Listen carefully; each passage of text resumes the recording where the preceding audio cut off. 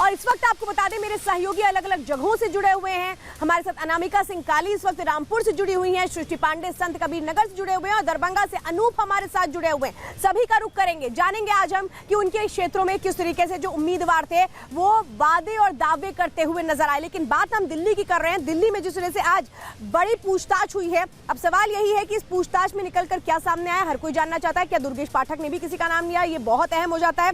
लेकिन घोटाले का जाम और कितने नाम, यानी कितने और ऐसे नाम हैं जो अभी भी ईडी की रडार पर है, ये बहुत अहम है।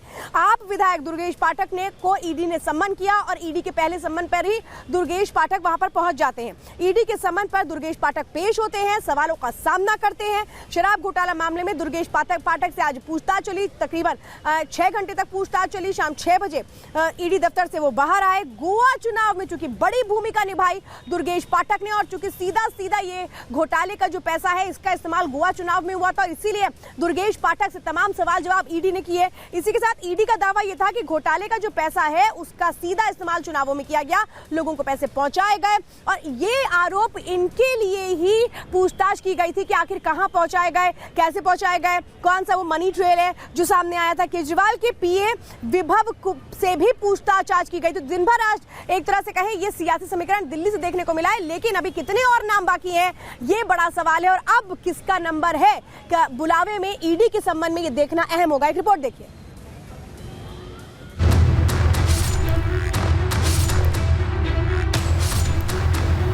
वो मुझे गिरफ्तार करेंगे, वो सौरभ भारद्वाज को गिरफ्तार करेंगे, वो दुर्गेश पाठक को गिरफ्तार करेंगे और वो राघव चड्ढा को गिरफ्तार करेंगे।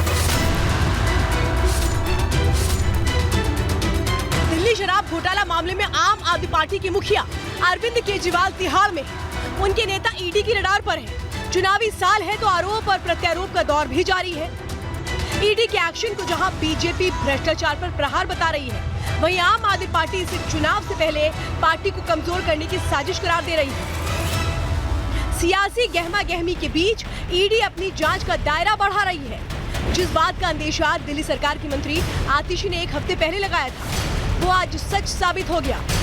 सबसे पहले आपको आतिशी का 2 अप्रैल का बयान सुना देते हैं। भारतीय जनता पार्टी का ये इरादा है कि आने वाले 2 महीने में लोकसभा चुनाव से पहले वो आम आदमी पार्टी के 4 और नेताओं को गिरफ्तार करने वाले हैं। वो मुझे गिरफ्तार करेंगे, वो सौरभ भारद्वाज को गिरफ्तार करेंगे, वो दुर्गेश पाठक को गिरफ्तार करेंगे और वो राघव चड्ढा को गिरफ्तार करेंगे। आतिशी ने बयान क्यों दिया था वो भी आपको याद दिला देते हैं। दरअसल ईडी ने कोर्ट में दावा किया था कि अरविंद केजरीवाल ने पूछताछ के दौरान आतिशी और सौरभ भारद्वाज का नाम लिया है।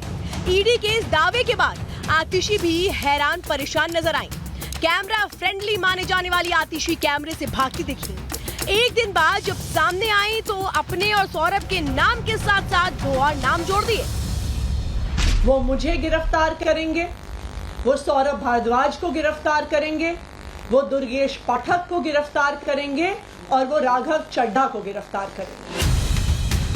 आतिशी ने जिस दुर्गेश पाठक की गिरफ्तारी का अंदेशा जताया था, ईडी ने उसे सम्मन पर पूछताछ के लिए तलब किया।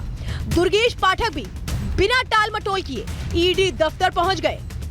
लेकिन इन सब के बीच ये समझना बेहद जरूरी है कि आखिर आतिशी को कैसे पता था कि ईडी दुर्गेश पाठक से पूछताछ करेगी। ये समझने के लिए शराब घोटाले की कथित मनी ट्रेल और दुर्गेश पाठक की भूमिका को समझना होगा। पहले बात करते हैं दुर्गेश पाठक की। दुर्गेश पाठक दिल्ली के राजेंद्र नगर से विधायक है। अन्ना आंदोलन से जुड़े होने की वजह से उन्हें अरविंद केजरीवाल का करीबी भी माना जाता है। सितंबर 2022 में जब ईडी ने विजय नायर को गिरफ्तार किया था, उस समय दुर्गेश पाठक वहीं मौजूद थे। ईडी की टीम ने उनका फोन भी जब्त किया था। अब आपको समझाते हैं कथित मनी ट्रेल मामले में दुर्गेश पाठक का नाम बार बार क्यों आ रहा है। दरअसल गोवा विधानसभा चुनाव में आम आदमी पार्टी ने मजबूती से चुनाव लड़ा था। उस समय दुर्गेश पाठक को गोवा का प्रभारी बनाया गया था। ईडी का दावा है कि दिल्ली शराब घोटाले का पूरा पैसा गोवा चुनाव में इस्तेमाल किया गया था। गोवा का प्रभारी और विजय नायर के ठिकानों पर मौजूदगी दुर्गेश की परेशानी का सबब बनी है। यही वजह है कि आतिशी को पहले ही पता था कि ईडी दुर्गेश तक जरूर पहुंचेगी। ईडी ने आज दुर्गेश पाठक से पूछताछ करने से पहले केजरीवाल के पीए विभव कुमार से पूछताछ की थी। सूत्रों की माने तो विभव के बयान और कुछ दस्तावेजों के स्पष्टीकरण के लिए ही ईडी ने दुर्गेश को तलब किया। दुर्गेश ईडी दफ्तर पहुंचे तो सियासी बयानबाजी भी तेज हो गई। नहीं, ये रुकेंगे नहीं। इनको ऐसा इनका मानना है कि जब तक इनके प्लान और इनका स्ट्रैटेजी ये है कि जब तक पार्टी को ये छिन्न भिन्न नहीं कर लेते तब तक ये करते रहेंगे। शराब घोटाला मामले में जहां आम आदमी पार्टी घिरी हुई है, वहीं आप नेता संजय सिंह शराब घोटाले को इलेक्टोरल बॉन्ड से लिंक कर रहे हैं। संजय सिंह ने प्रेस कॉन्फ्रेंस कर इस घोटाले के तार इलेक्टोरल बॉन्ड से जोड़ते हुए बीजेपी पर भ्रष्टाचार करने का आरोप लगाया। देश की जनता से छिपाकर हजारों लाखों करोड़ का भ्रष्टाचार देश की मोदी सरकार ने किया है, भारतीय जनता पार्टी की सरकार ने किया है, और यह भ्रष्टाचार इलेक्टोरल बॉन्ड के नाम पर हुआ है। मैं तो धन्यवाद देना चाहता हूं माननीय सर्वोच्च न्यायालय का, जिन्होंने जहां जहां इनका डाटा छुपा हुआ था वो सारा का सारा डाटा खींच के देश की जनता के सामने निकाल के रख दिया। आम आदमी पार्टी ने बीजेपी पर आरोप मढ़ा तो बीजेपी की तरफ से भी भ्रष्टाचार पर हमला बोला गया। दुर्गेश पाठक का नाम किसने लिया था? आतिशी ने शायद। तो जांच अभी चल रही है, देखिए कहां जाती है। दिल्ली की जनता इनके वोट पर चोट देने वाली है। वो इनके भ्रष्टाचार का जवाब वोट पर चोट देके देगी और आम आदमी पार्टी का दिल्ली से सुपड़ा साफ करेगी। लोकसभा चुनाव करीब है, दिल्ली के सीएम जेल में है, जो नेता बाहर है उन्हें गिरफ्तारी का डर सता रहा है। ऐसे में जनता का मिजाज क्या है, ये जानने के लिए हमारे संवाददाता पब्लिक के बीच पहुंचे। आज नरेंद्र मोदी का आप देखिए कि उन्होंने भ्रष्टाचार के खिलाफ लड़ाई लड़ी और वो भ्रष्टाचार को जीरो टॉलरेंस पे लेके चलते, पर अरविंद केजरीवाल का देखिए पूरी की पूरी पार्टी कैसे करप्ट हो गई। जैसे जैसे ये भ्रष्टाचार इनके खुलते गए, दिखते गए, आम जनता समझ गई है। जब प्राइम मिनिस्टर पे इंक्वायरी हो सकती है तो दिक्कत क्या है? उन पर इंक्वायरी हो गई तो अब जज सही है, आप पर अगर हो गई तो जज भी बिका हुआ है, वकील भी बिके हुए हैं, ईडी भी बिकी हुई है। भाई ऐसा है, अगर तुमने गलत करा है तो जांच तो होनी चाहिए, और नहीं भी करा तो भी जांच होनी चाहिए। जो तुमने रामलीला मैदान में कहा था उस पर आज तुम कितना प्रखर हो, कितना खड़े हो। शराब घोटाला मामले में पार्टियां जहां सियासत कर रही हैं, वहीं ईडी भ्रष्टाचार के पूरे सिंडिकेट को परत दर परत तलाश रही है। अब देखना यह होगा कि ईडी की रडार पर और कितने नाम हैं। Bureau report, Republic Bharat. और दिल्ली की बात, चलिए अब बात करते हैं उत्तर प्रदेश की, जहां मेरी सहयोगी मौजूद है रामपुर में, अनामिका सिंह काली। Anamika, over to you. देखिए श्रोता, मेरी मौजूदगी है यूपी की हॉट सीट माने जाने वाली रामपुर लोकसभा सीट पर। एक वक्त ऐसा था जब समाजवादी पार्टी के नेता आजम खान का यहाँ पर बोलबाला था।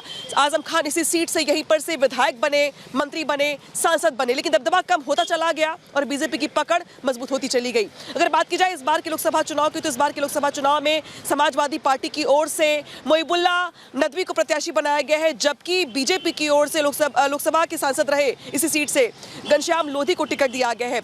बीएसपी की ओर से ताल ठोक रहे हैं जिशान खान, जिसके चलते दरअसल ये माना जा रहा है कि सीट पर त्रिकोणीय मुकाबला है। अगर बात की जाए यहाँ पे जातीय समीकरण की, तो इस सीट पर अगर बात की जाए तो लोधी वोट 2.5 लाख के आसपास है, मुस्लिम आबादी निर्णायक भूमिका में है, जबकि यहाँ पर अगर बात की जाए तो बाकी दलित और अन्य जातियां भी यहाँ पे वोट करती हैं। लेकिन इस बीच क्या कहता है यहाँ का सियासी समीकरण, दिखाते हैं आपको इस रिपोर्ट के जरिए।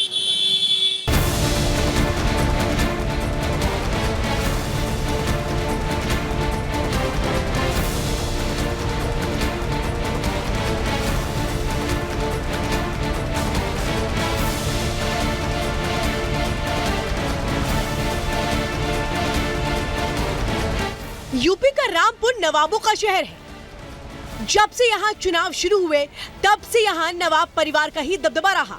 लोकसभा हो या विधानसभा, हर चुनाव में जीत नवाबों के परिवार की ही होती थी। लेकिन आजम खान ने नवाबों के इस औरे को तोड़ा। नवाब परिवार से ना होते हुए भी आजम ने रामपुर सीट पर अपना दबदबा कायम किया। इतना ही नहीं, आजम ने लोकसभा हो या फिर राज्यसभा, हर सीट पर एसपी की जीत में अहम भूमिका निभाई। लेकिन अब आजम खान जेल में है, जिससे रामपुर में उनका दबदबा खत्म होता जा रहा है और बीजेपी अपना दायरा बढ़ाती जा रही है। रामपुर सीट पर उपचुनाव में बीजेपी के घनश्याम सिंह लोधी ने जीत दर्ज कर ये बता दिया कि अब रामपुर में पारंपरिक जीत का सिलसिला खत्म हो चुका है। नवाबों की नगरी रामपुर हमेशा से ही यूपी की हाई प्रोफाइल सीटों में गिनी जाती रही है। अब्दुल कलाम आजाद से लेकर आजम खान जैसे नेता इसी सीट के जरिए संसद की दहलीज तक पहुंचे, लेकिन इस बार के लोकसभा चुनाव में मानो सन्नाटा सा पसरा हुआ है, क्योंकि आजम खान जो यहाँ के महत्वपूर्ण मजबूत नेता थे वो फिलहाल जेल में है। हालांकि अब बात करें यहाँ से प्रत्याशियों की तो समाजवादी पार्टी की ओर से इस बार मोहिबुद्दीन नदवी को प्रत्याशी बनाया गया है, जबकि बीजेपी की ओर से अपने पुराने चेहरे घनश्याम सिंह लोधी पर ही भरोसा जताया गया है। उधर बसपा की ओर से ताल ठोक रहे हैं जिशान खान, यानी कि यहाँ पे लड़ाई अब त्रिकोणीय हो चली है।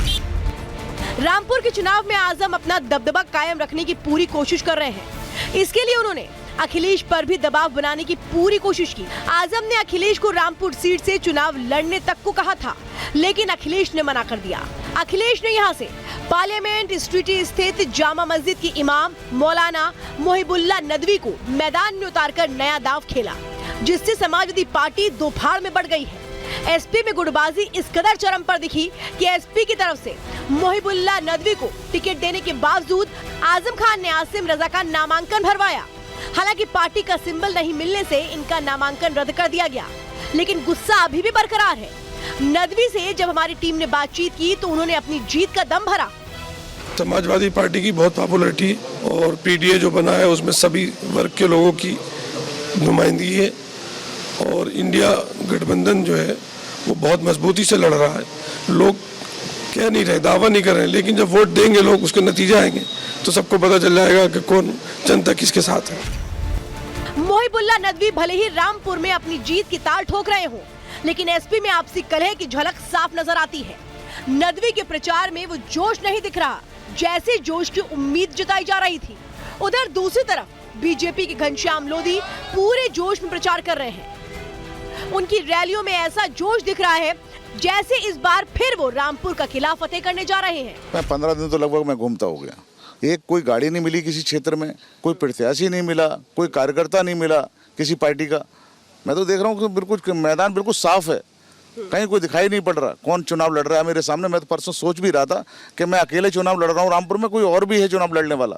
ये स्थिति रामपुर की है।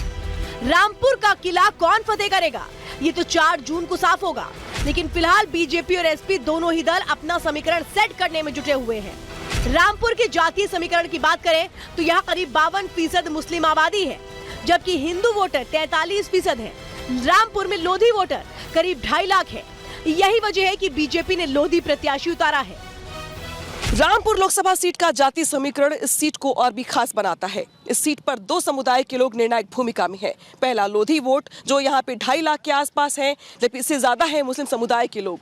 मुस्लिम समुदाय में भी कई बिरादरियां हैं जो अलग अलग मौके पर अपने पसंदीदा प्रत्याशी को वोट करती हैं। मुस्लिम समुदाय में यहाँ पर 2 लाख पठान, 1.5 लाख अंसारी और 1.5 लाख तुर्क बिरादरी के लोग हैं जो अपने प्रत्याशी को वोट करते हैं। हालांकि इसी के साथ साथ अगर बात की जाए बाकी अन्य जातियों की तो कुर्मी और दलित भी यहाँ पर महत्वपूर्ण भूमिका में है। रामपुर में बीजेपी और एसपी दोनों ही दल जीत को लेकर अपने अपने दावे कर रहे हैं, लेकिन वहां की जनता का क्या कुछ कहना है ये जानने के लिए हमारी टीम ने रामपुर की जनता के साथ संवाद किया। ज्यादातर मोदी जी के हक में जाएगा वोट। अच्छा, हाँ, क्यों? पूरी पब्लिक मोदी जी का कोई कैंडिडेट नहीं है यहाँ पर सही। अच्छा, जिसकी कोई पहचान हो, कोई किसी की पहचान नहीं है आजम खान के अलावा, वो जेल में है। वैसे तो हमें तो यही लग रहा है मोदी जी आना चाहिए ज्यादातर। तो चुनाव पे तो इस बात मोदी जी चल रहे हैं, इस बात सब में आ गए और क्यों मोदी जी चल रहे हैं आगे? बस विकास है, काम हो रहा है, सब कुछ हो रहा है। आमर का बीजेपी का दिखाई दे रहा। क्यों बीजेपी सरकार बढ़िया है, जन कल्याण योजना है, सब गरीबों को साथ दिया, गल्ला दिया, बहुत सारी योजना है जिससे गरीबों पाला पोषण बढ़िया। 24 के चुनाव में रामपुर हॉट सीट बन गई है। बीजेपी और एसपी दोनों ही दलों के उम्मीदवारों ने अपनी पूरी ताकत झोंक दी है। हालांकि बीजेपी प्रत्याशी को एसपी में पड़ी फूट का फायदा मिलता नजर आ रहा है। लोकसभा चुनाव के बीच टिकटों के बंटवारे को लेकर समाजवादी पार्टी में जमकर रार देखने को मिली और हालात ये बन गए कि आखिरी वक्त तक मुरादाबाद हो या फिर रामपुर सीट, दोनों पर प्रत्याशी बदल दिए गए। ऐसा पहली बार हुआ जब रामपुर में आजम खान की गैर मौजूदगी में आजम खान के नापसंद करने वाले प्रत्याशी जो यहाँ से उतारे गए हैं मोहिबुल्ला अंसारी, उनको टिकट दे दिया गया। अखिलेश यादव इस सीट पर प्रचार करने भी आ रहे हैं, लेकिन देखना दिलचस्प होगा कि आपसी गुटबाजी के बीच समाजवादी पार्टी के प्रत्याशी मोहिबुल्ला नदवी को यहाँ के स्थानीय लोगों का कितना साथ मिलता है। यूपी में इस बार का चुनाव काफी अहम हो गया है। बीजेपी लगातार 2 बार की जीत के बाद हैट्रिक लगाने की हुंकार भर रही है। देश में 400 और यूपी में 80 सीटें जीतने का दम भर रही है। वहीं अखिलेश यादव बीजेपी की जीत के सिलसिले पर लगाम करने की रणनीति पर काम कर रहे हैं। ऐसे में रामपुर सीट काफी अहम हो जाती है। अब देखने वाली बात यह होगी कि बीजेपी एसपी के तमाम समीकरणों को ध्वस्त कर एक बार फिर रामपुर में अपना विजय पताका फहराती है या नहीं। Bureau report, Republic Bharat.